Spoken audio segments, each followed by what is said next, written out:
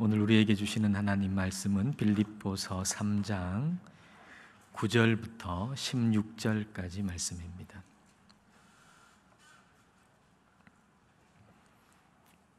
우리 한 절씩 읽겠습니다. 그 안에서 발견되려 함이니 내가 가진 의는 율법에서 난 것이 아니요 오직 그리스도를 믿음으로 말미암은 것이니 곧 믿음으로 하나님께로부터 난 의라.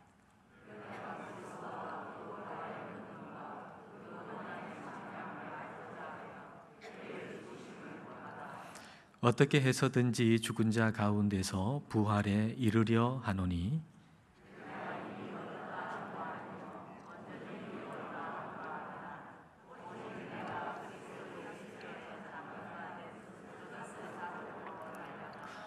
형제들아 나는 아직 내가 잡은 줄로 여기지 아니하고 오직 한 일, 즉 뒤에 있는 것은 잊어버리고 앞에 있는 것을 잡으려고.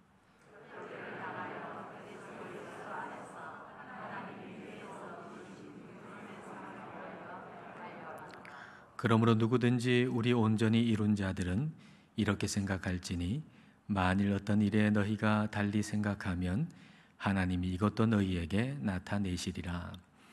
오직 우리가 어디까지 이르렀든지 그대로 행할 것이라. 아멘. 오늘 주일 하나님을 예배하는 자리에 있는 여러분들은 분명 신앙인일 것입니다. 그렇다면 여러분이 하나님을 믿고 또 신앙생활을 하는 목표는 무엇입니까? 우리가 예수님을 믿는 데 있어서 문제가 되는 것은 목표를 너무 높게 잡는 것이 아니라 목표를 너무 낮게 잡는다는 데 있습니다. 그리고 목표를 낮게 잡는 것을 위로로 생각하시는 분도 간혹 있는 것 같습니다. 제가 만일 여러분에게 오늘 여러분이 이 코로나 시대에 이 예배당에 와서 예배를 드리니 그 정도 신앙생활이면 충분합니다. 여러분은 정말 잘하고 계신 것입니다. 이렇게 얘기한다면 여러분들은 이 말에 위로를 받을 분들이 아마도 있을 겁니다. 그리고 오늘 설교에 은혜 많이 받았다라고 생각하는 분도 있을지도 모르겠습니다. 그러나 성경이 말씀하시는 위로는 그런 것이 아닙니다. 성경이 말씀하시는 위로는 하나님께서 우리를 향해서 가지신 목표가 너무 높은데 우리가 생각하기에 정말 터무니없을 만큼 높은 것이 성경에 기록된 우리를 향한 하나님의 목표입니다. 터무니없이 높은 그 목표를 향해서 오늘도 우리 하나님께서 우리를 이끌어 가고 계신다라고 하는 걸 알게 하심으로 주시는 위로가 성경이 주시는 위로입니다. 하나님께서 우리 안에 착한 일을 시작하셨는데 근데 그 하나님께서 그것을 온전하게 이루신다라고 하는 것을 알게 해주시고 믿게 해주시고 그리고 그렇게 움직이도록 해주시는 것이 그게 성경이 우리에게 주시는 위로입니다. 그러니까 성경은 결코 목표를 낮추어 잡지 않습니다. 바울 역시도 그의 삶의 목표를 낮추지 않았습니다. 12절 전반절을 보겠습니다. 내가 이미 얻었다 함도 아니요 온전히 이루었다 함도 아니라. 만일 바울이 목표를 낮게 잡았다면 바울은 나는 이미 얻었고 이미 이루었다라고 말했겠죠. 바울로 말하자면 정말 영적으로 탁월한 사람 중 한 사람 아닙니까? 그는 부활하신 예수님을 만났습니다. 그리고 3층천 천국에도 갔다 온 사람입니다. 그리고 그 험악한 그 여정, 선교 여정을 3번씩이나 다녀온 사람이고 그 과정 속에서 많은 사람들을 예수님께로 인도한 사람입니다.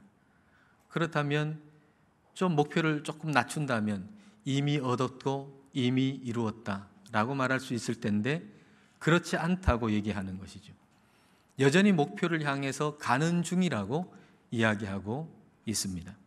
그러면 그의 목표는 뭘까요? 12절 하반절을 보십시오.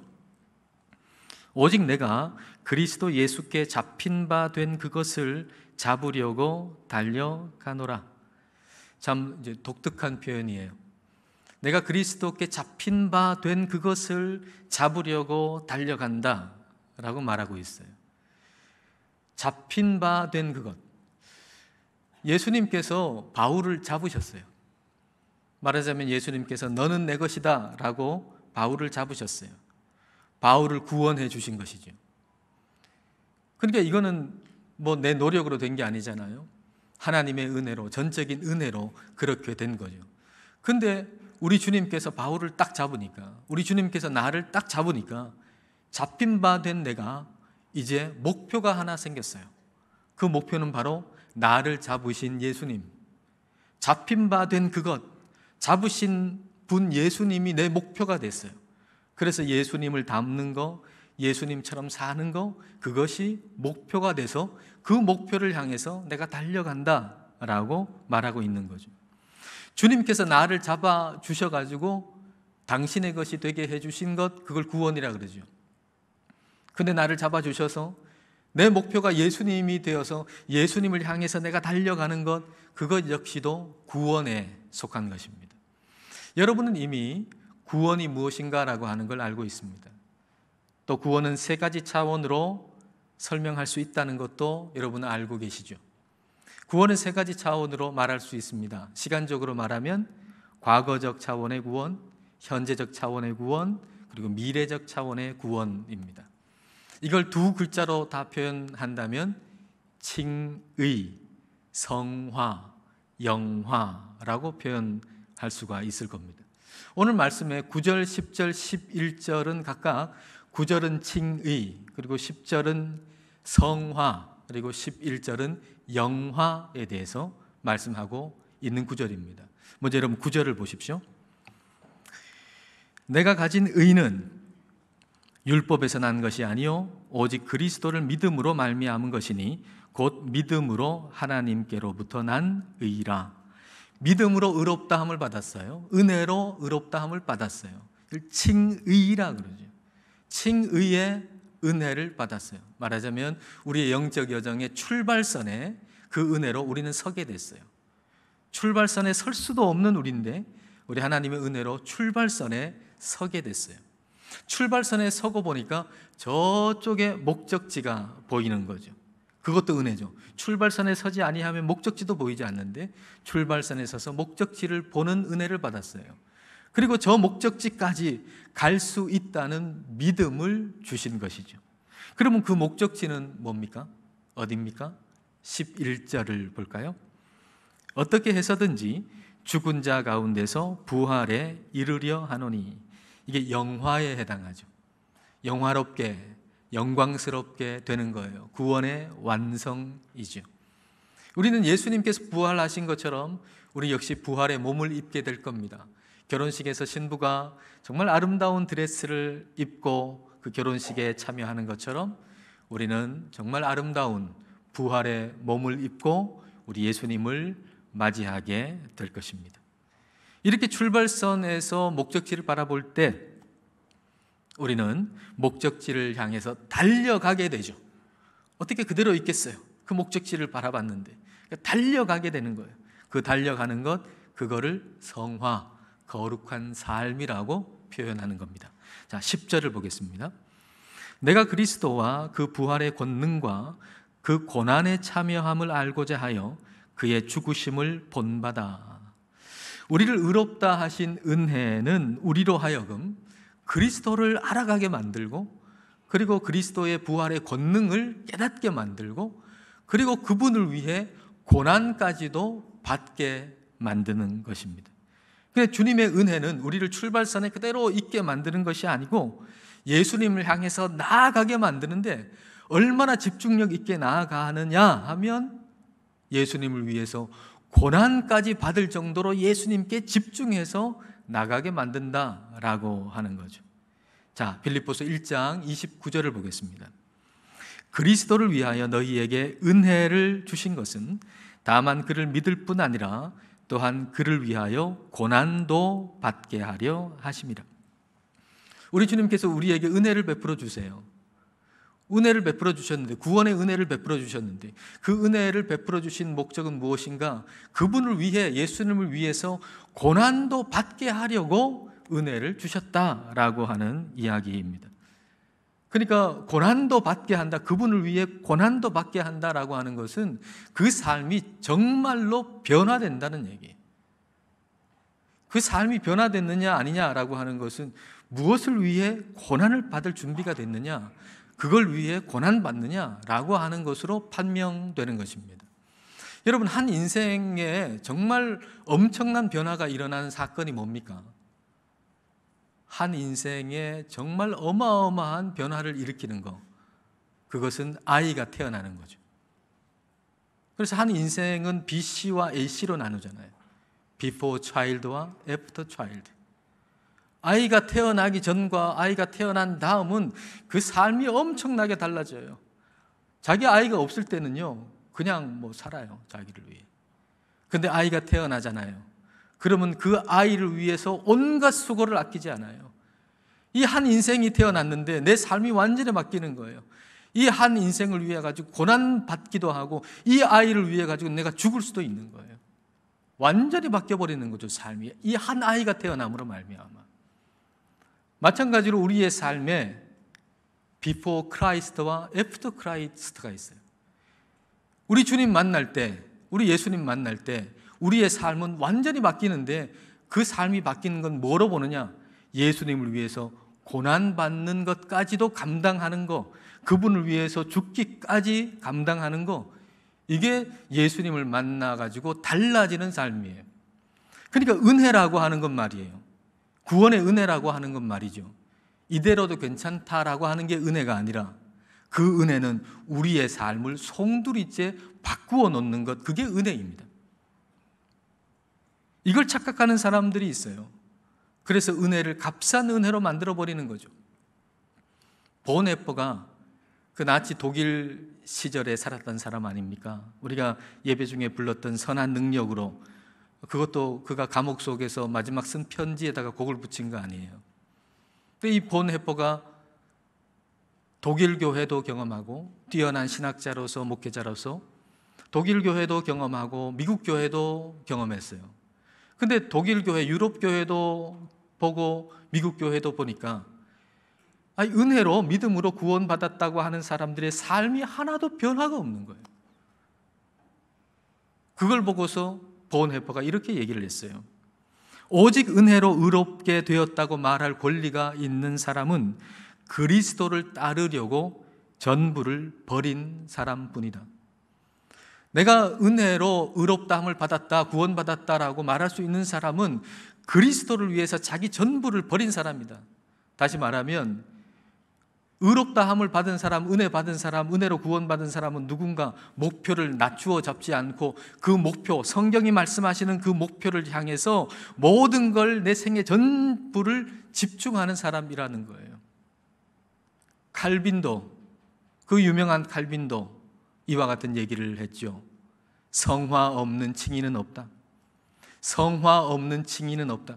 다시 말하면 내가 의롭다함을 받은, 구원받은 은혜를 받았다라고 하면 거룩한 삶을 사는데 온 집중력을 다하는 사람, 그 사람이 바로 의롭다함을 받은 사람이고 은혜 받은 사람이다라고 하는 얘기입니다. 바울이 이 목표를 향해서 집중하는 모습을 한번 보십시오. 13절 전반절입니다. 형제들아, 나는 아직 내가 잡은 줄로 여기지 아니하고 오직 한 일, 오직 한 일, 이게 무슨 의미입니까? 오직 한 일이라고 번역된 요 번역은 좀 오해 소지를 낳을 수 있는 번역이에요. 오직 한 일.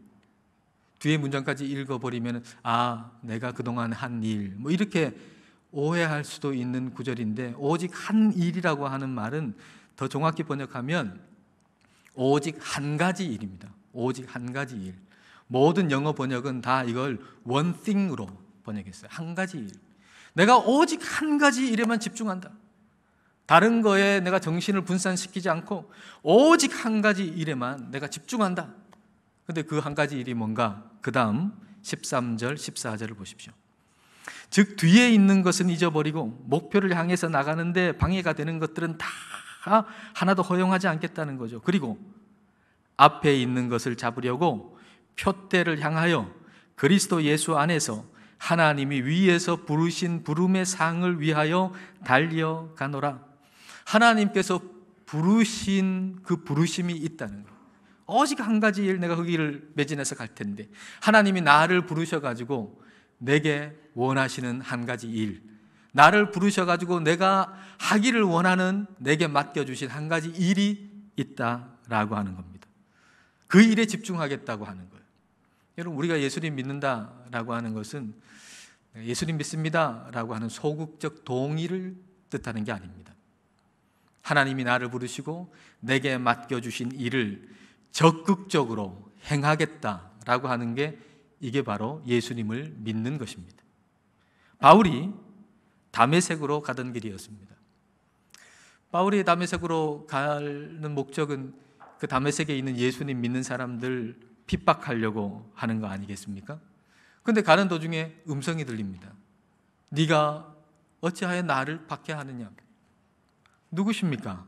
라고 물었더니 네가 박해하는 예수다 라고 말씀하는 거예요. 지금 나에게 음성을 주시는 분이 예수님이라고 하는 걸 알았어요.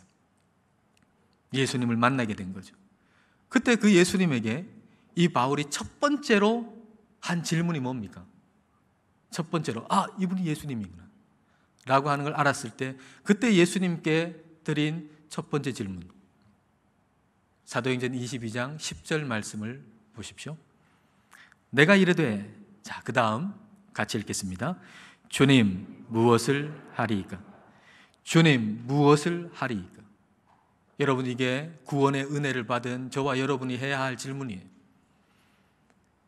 정말 저와 여러분이 예수 그리스도의 보혈로 구원을 받았다면, 구원의 은혜를 받았다면, 우리는 반드시 우리 하나님께 질문을 던져야 돼요. 주님, 그러면 제가 무엇을 하리이까? 구원의 은혜를 받은 제가 무엇을 해야 합니까? 라고 질문을 던져야 합니다. 은혜를 받은 우리가 해야 할 일이 있다는 얘기죠. 저와 여러분은 해야 할 일이 있어요. 구원을 받은 저와 여러분은 해야 할 일이 있어요. 다 제각기 그 모습은 구체적으로는 다 다르겠지만, 그러나 결론적으로는 한 가지라고 얘기할 수 있습니다. 그게 뭡니까? 고린도후서 5장 15절입니다.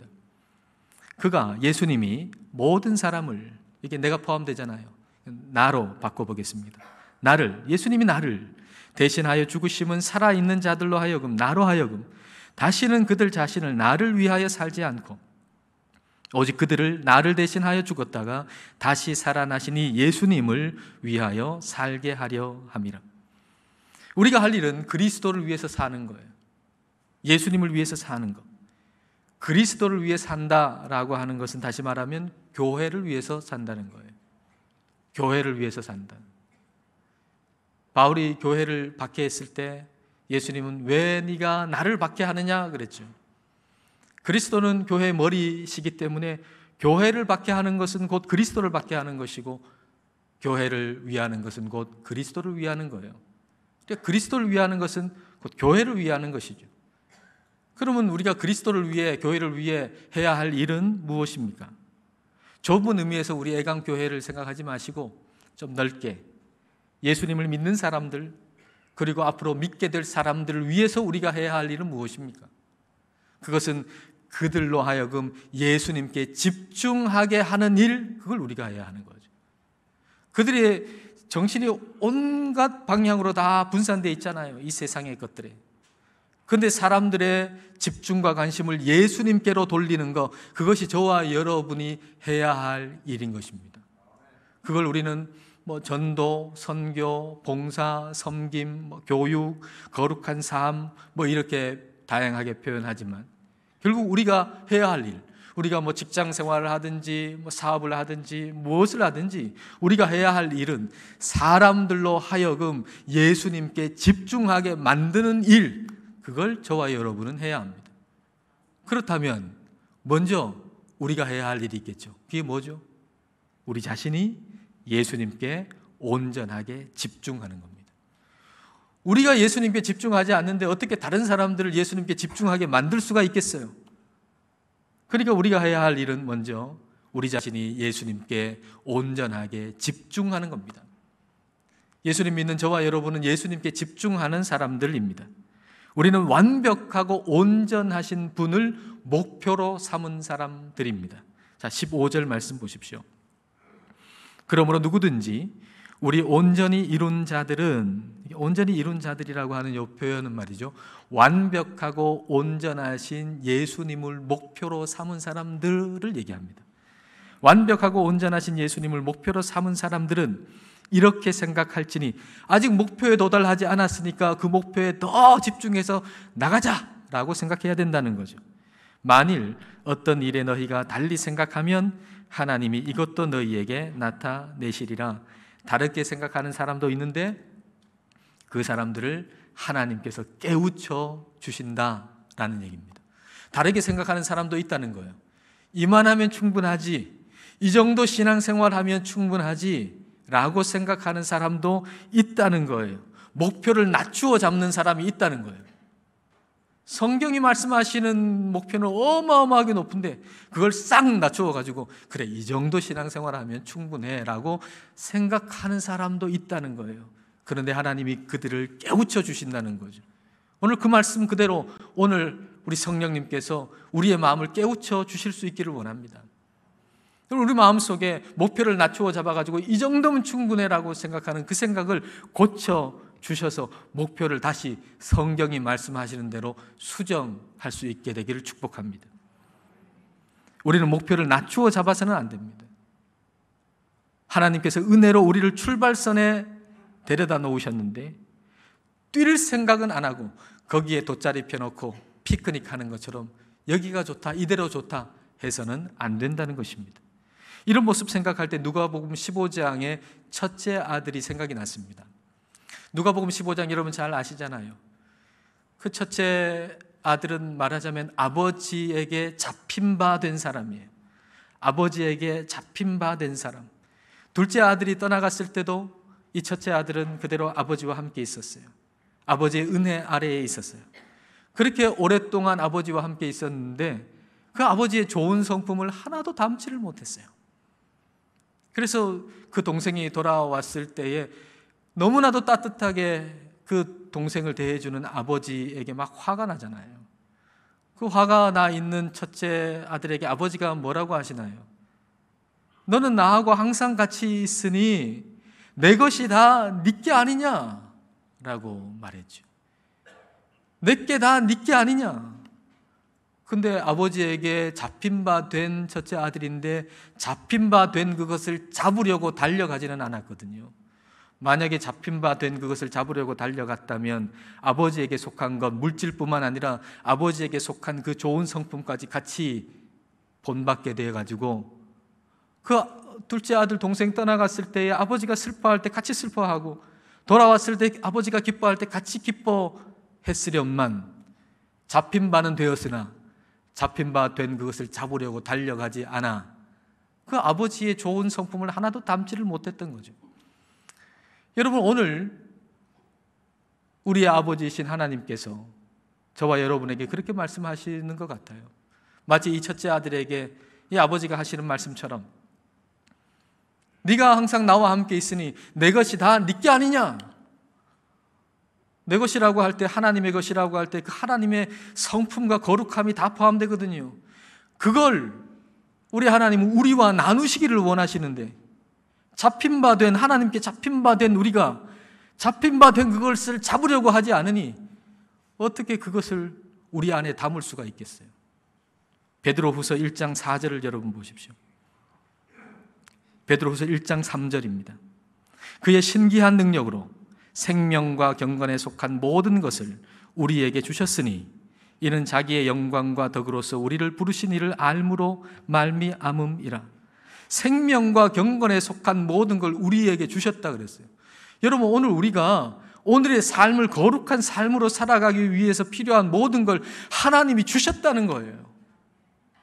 출발선에 서가지고 돗자리 깔아놓고 이거로 충분하다라고 라고 하지 말라는 것이죠. 그건 은혜를 헛되게 만드는 거예요. 은혜를 헛되게. 베드로후서 1장 4절을 보겠습니다. 이로써 그 보배롭고 지극히 큰 약속을 우리에게 주사 이 약속으로 말미암아 너희가 정욕 때문에 세상에서 썩어질 것을 피하여 신성한 성품에 참여하는 자가 되게 하려 하셨느니라. 은혜로 구원받은 우리로 그분의 하나님의 신성한 성품에 참여하게 하신다라고 말씀하세요. 그분의 거룩한 성품을 우리에게 나누어 주신다는 거예요. 그래서 그 거룩한 성품으로 슬퍼하는 것을 우리도 같이 슬퍼하고, 고통받으시는 걸 우리도 같이 고통받고, 기뻐하시는 것을 함께 기뻐하도록 하시는 것이 하나님이 우리를 향해 가지시는 목표라고 하는 것입니다. 하나님께서 우리에게 은혜를 베풀어 주셔서 우리를 부르실 때의 목표는 결코 시시한 게 아니에요. 이 세상에서 노력만 조금 하면 이룰 수 있는 그런 목표가 아니에요. 우리로서는 도저히 이룰 수 없는 목표예요. 우리가 생각하기에 정말 터무니없는 목표예요. 어마어마한 목표예요. 그런데 우리 하나님께서는 우리에게 은혜를 베풀어 주셔서 그 목표에 우리를 도달하도록 우리를 이끌어 주신다고 하는 거예요. 그게 우리에게 은혜를 베풀어 주신 목적이에요. 그러므로 은혜를 헛되이 만들지 말고 목표에 집중해야 합니다. 자, 16절을 보겠습니다. 오직 우리가 어디까지 이르렀든지, 이제 출발선을 출발해가지고 우리가 가는데 어느 위치에 있는가라고 하는 것은 다 다르죠. 우리가 어느 위치에 있는가, 위치는 다 다른데 우리가 어디까지 이르렀든지 그대로 행할 것이라. 예수 그리스도를 향해서 집중해서 나가라. 우리가 출발선에서 출발을 다 같이 했다. 그러나 어느 위치에 있는지 좀 더 많이 간 사람도 있고 적게 간 사람도 있고 위치는 다 다르지만 우리의 목표는 똑같다. 예수님이다. 그러므로 앞으로 그 목표를 향해서 계속 나가라. 그런 얘기입니다.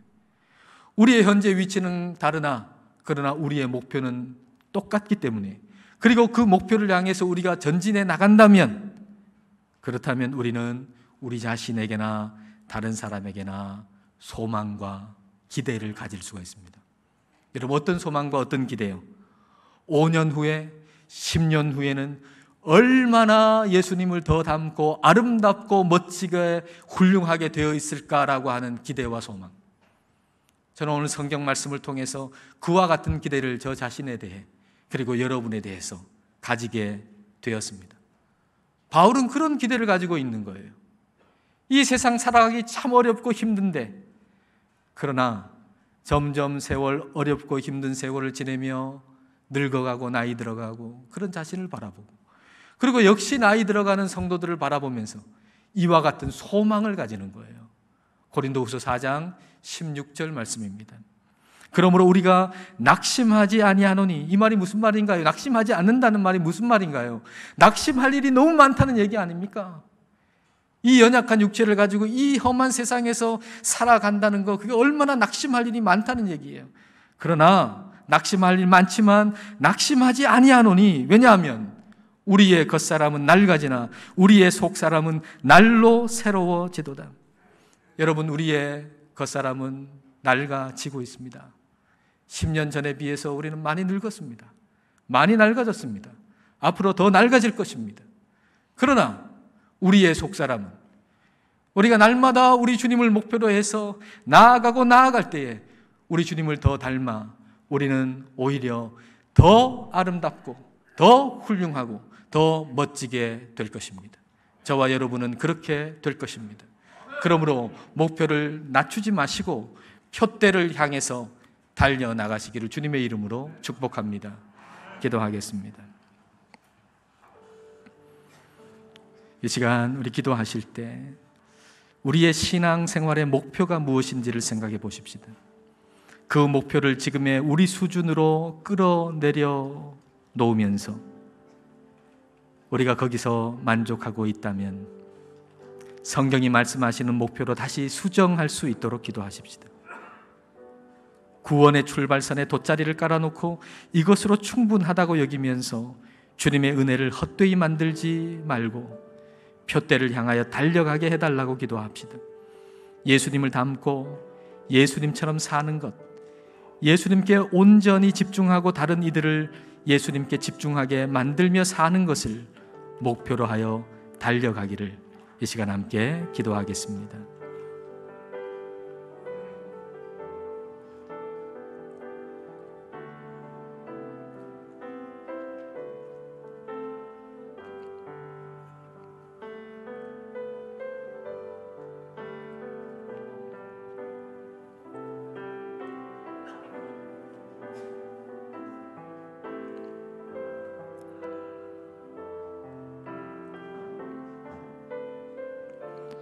은혜가 풍성하신 하나님 아버지, 십자가의 보혈의 은혜로 저희를 구원해 주신 것을 감사합니다. 그러나 저희들은 표대를 향하여 뛰기보다 구원의 출발선에 돗자리를 깔아놓고 그것으로 충분한 것처럼 여기곤 했습니다. 주님께서 주신 목표를 낮추어 놓고는 거기서 위로를 받으려고 했습니다. 주님, 저희의 생각을 고쳐주옵소서. 주님은 저희가 생각할 때 터무니없다고 여길 만큼 높은 목표를 잡아 놓으셨지만 저희들을 그 목표로 오늘도 이끌고 계시다는 것을 아는 데서 위로를 받게 하옵소서. 우리 안에서 착한 일을 시작하신 주님이 온전히 이루실 것을 아는 데서 위로를 받게 하옵소서. 그리하여 주님께서 주신 은혜를 헛되이 하지 않고 표대를 향하여 주님께 집중하며 많은 사람들을 주님께 집중하게 만드는 거룩한 삶을 사는 저희가 되게 하여 주옵소서. 예수님 이름으로 기도드립니다. 아멘.